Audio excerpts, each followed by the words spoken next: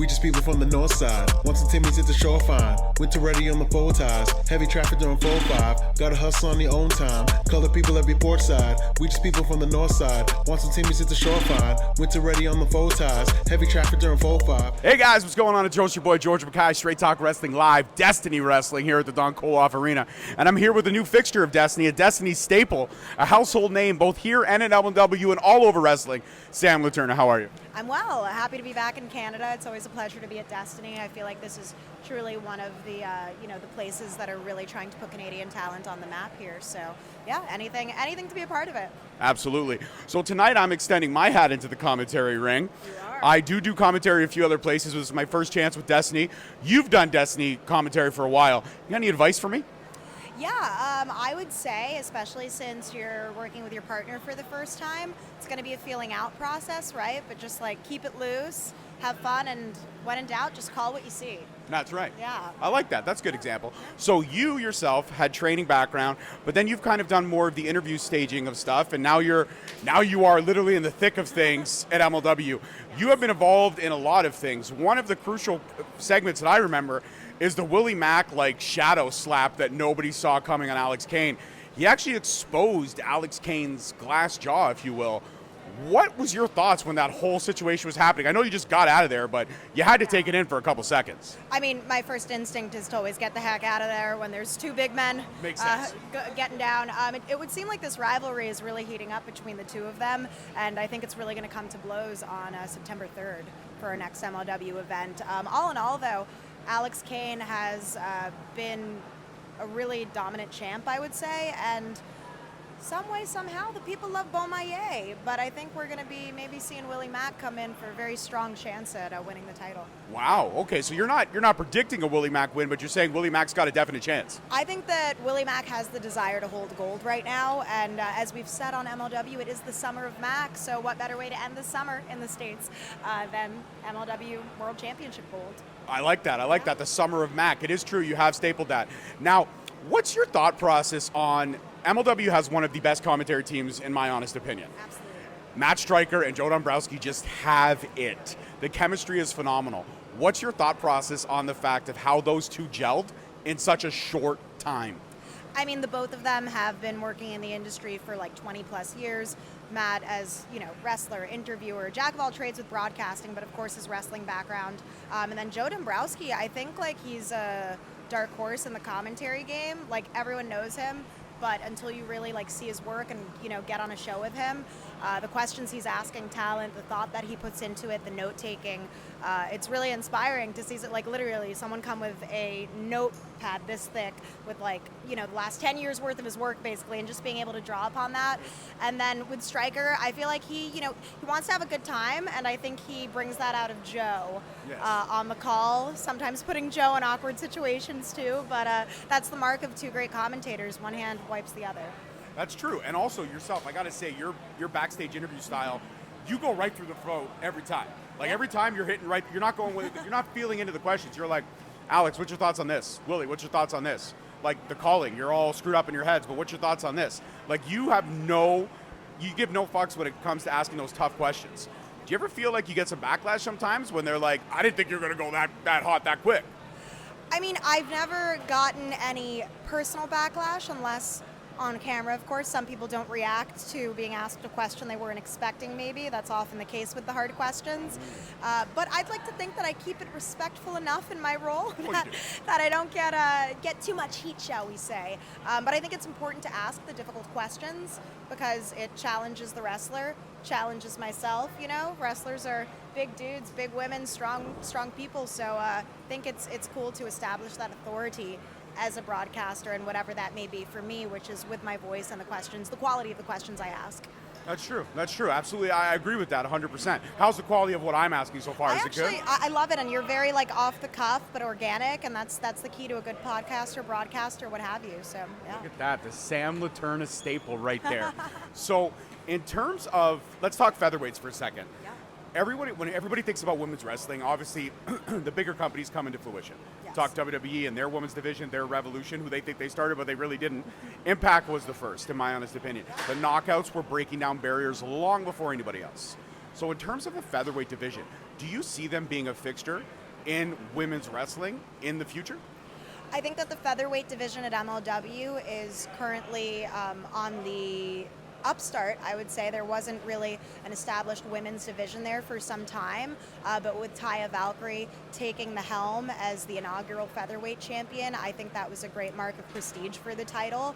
And then now, of course, we have the God Queen, Delmi Exo, with that reign. But I've got to say, there are some women that are coming down the pike, particularly the international pop sensation Becca, who has just been killing it all over the Northeast, in the UK, Germany, Spain, etc. So I really think that this is a woman with the desire for gold, the zeal for gold particularly. So I really do think the future of the MLW women's division is on the shoulders of Delmi Exo and Becca.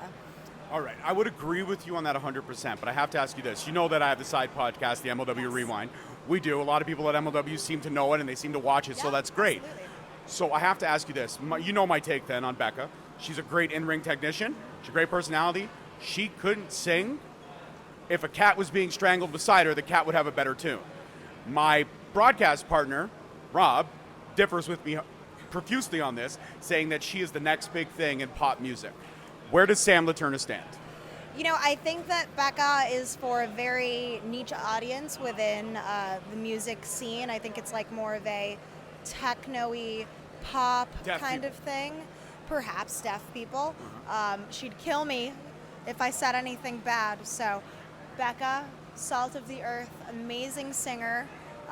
International pop star in her own right, though, because I've yet to see an actual world tour. But, Right, exactly. You can't be international if you're not outside of America. Yeah, but one thing I will say, Becca has done concert sets at wrestling shows as well that don't involve her explicitly wrestling. So she's someone that's very much so trying to get her name out there in pro wrestling and also in the music scene. Fair enough, fair enough. All right. Where would you rank Hot Summer Fun? Is it on your playlist? It is not on mine. It's not on my playlist, but when I don't have playlists, to be honest. I'm kind of like a shuffle gal on Pandora. I'm old school. But I actually took a look at it. I was going to make a reel out of Hot Summer Fun. Okay. And what I will say is that it has accrued quite a few uses on audio reels. So All right. a notch in the belt of Becca. All right. People are downloading. People are, yeah. Yeah. Yeah. Yeah. So it's not on my playlist, but it should be on yours. It's not on mine. I don't think it'll ever be on mine. It's not 100%. You're Never. not a Becca fan. No, I'm a Becca fan of her in-ring ability. I'm Just not the singing. No, not the singing at all. I can't say that. Now, in terms of bringing in a big name like Matt Cardona, we're talking about one of the indie darlings who's had a resurgence on the indies. He knows exactly how to build his brand and his character. He's going up against the rather unorthodox Mance Warner at Fury Road. In a Kiss My Foot match, one of the staples of old school wrestling at its finest, next to the dog collar match or anything like that. Whose foot would you rather kiss if you were on the losing end of this match? I believe, for me, it would be Matt Cardona because I know it's manicured. I know his routine. He laid out his routine. I don't think that Mance Warner has a manicure routine. You know, I don't think Mance has a manicure routine. If he does, maybe it's just, you know, a little clear coat. I'm not getting that he's that kind of guy, but I'm all for manscaping. But I would say any person's foot that's getting exposed after like having a wrestling boot covering it, it's gonna be stinky either way. But I would have to go with Cardona over Mance for the cleanliness aestheticness, factor. right? Okay, I got it. Yeah, Yeah, I not got to it. say that Mance is unclean, but we just don't know. There's more variables with a Mance Warner. There's what a they're lot saying. of a lot of variables and what's in that Yeah. boot. Like we Those- don't know what's in that boot. Those cowboy boots have been worn for like a millennia. a so, long time. Yeah. Ooh. Good luck to Cardona at Fury Road if he is not victorious. There you go. If you're eating right now, put the food aside until this interview's over. All right, my one final question. I'll let you go prepare for your ring announcing debut. In terms of being a woman in pro wrestling, it is still very much a boys' club in a lot of ways. Women have broken down so many barriers. You're kicking ass. You're taking names. You're one of my favorite people in pro wrestling right now. But is it still a lot of that cliche stuff in terms of pro wrestling locker rooms where you're accepted but you're not accepted, if that makes sense? So for me, I've never had that issue of being accepted versus not accepted, I guess, as a woman. I've never really felt like super uncomfortable. I'm sure there's those like awkward moments where, you know, as any woman in any industry, you kind of have to like tiptoe around it and ignore it. But I'm thankful my experience has been positive, mostly in part due to like my wrestling education. When I wrestled under Johnny Rodz and Lance Storm, I was taught etiquette, and I think that because of that etiquette, I managed to avoid a lot of situations that other people get into where they step on people's toes and they don't know it. So shout out to Johnny Rodz and Lance. Thank you for the education. But as far as women in broadcasting go within pro wrestling, before I started doing this, the only woman I had really heard of like taking the ball and rolling with it was Alicia too here in Canada, and all the respect in the world for Alicia's work. I know now she's doing a lot of work with music and media and stuff like that. So since 2020, I think it's really been me, Alyssa Marino, and Veda Scott, at least in the States, just kicking ass. And I've never really felt like, oh, it's men versus women within broadcasting, because over the past 3 years, it's just been us ladies that have been the ones hustling. I'm not gonna lie, not to say the men aren't hustling, but we're making towns just like the wrestlers.